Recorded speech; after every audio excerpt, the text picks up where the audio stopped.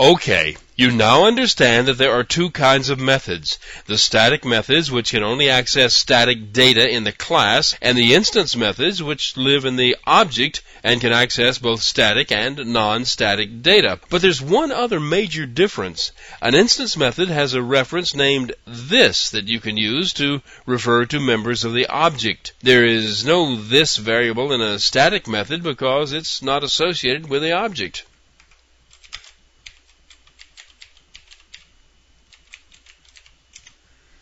This class has an instance data item named setValue. The value passed into the constructor is stored in the instance variable. Now, the argument passed into the constructor has the same name as the one defined inside the object, so the line of text that assigns the value needs to refer to the argument value once and the instance variable once. Well, the rule is that any local variable name, including an argument name, is defined inside a method and is private to that method. So, in this method, if you refer to a variable named setValue, that reference will refer to that local variable. The variable at the object level, the one that has been declared outside of the method, has been hidden by one of the same name being defined inside this constructor.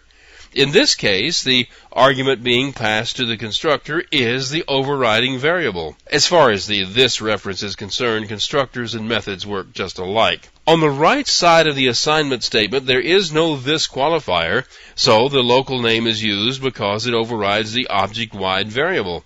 On the left side, the this keyword is used, so the object variable is being addressed.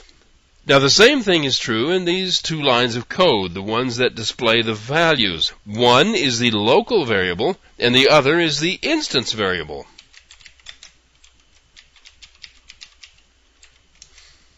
You can see that the this qualifier is used to specify which variable is being addressed. You won't get a warning on this. Now, the local variable is simply the default, and you can take this to any level. This source file defines two classes. The first one is named SuperOverride2 and only declares a string definition. This is used as a superclass, is extended by the class named Override2. And Override2 contains the string definition, creating its own by the same name. Here in the method named showStrings, another string by the same name is declared. And with these three lines, the three strings are displayed. The first call to line displays the local string because the string name doesn't have any qualifiers, so it just takes the innermost level. The second call prints the string defined inside this object because the this qualifier is used. The third string name has the super qualifier in front of it, so it prints the string defined in the super class. The output looks like this.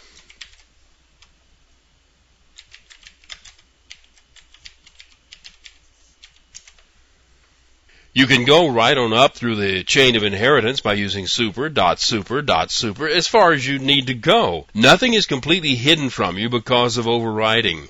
You just have to qualify the name or you'll wind up with a current local name every time. The same goes for overridden methods. If you have a method in your local class definition that overrides one in the superclass, you can directly call the method in the superclass by using the super prefix on the method name. It's rare, but circumstances arise where you will need to do this. One more thing about methods.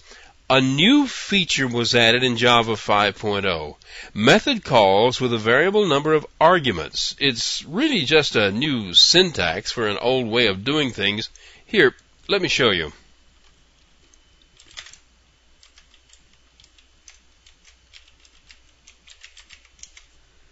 Here in the main line, a new object is instantiated, and the showAll method is called twice with a different number of int values each time. And here's how the method declaration looks. The declaration of the argument is in the data type int, an ellipsis, which is just 3 dots, and the name of the data item.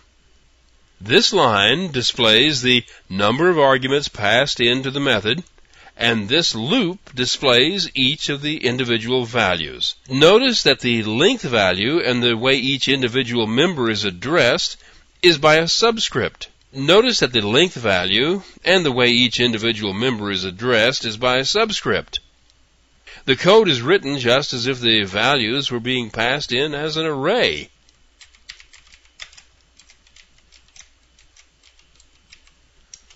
Here you can see that the method displays 5 values the first time it's called, and 2 values for the second time. Now there is a reason that the code in the method looks just like an array is being passed into it. That's because an array is being passed in. All the ellipsis does is declare an array. Here is the same thing done in a different way.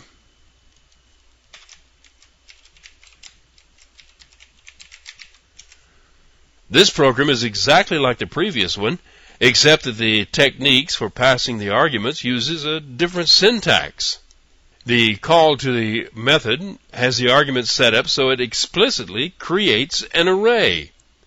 And here, instead of using an ellipse to specify a variable list of arguments, an array is declared.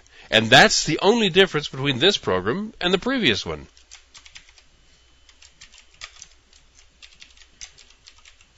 The rest of the code in the program is exactly the same as before. The only difference is the syntax of the source code in calling the method. In both cases, an array was instantiated and passed to the method. Which way you actually do it depends on a lot of factors, like what other arguments you may need to pass to the method. A large part of the decision is a matter of personal preference. This personal preference thing pops up a lot in Java because there is more than one way to do almost everything.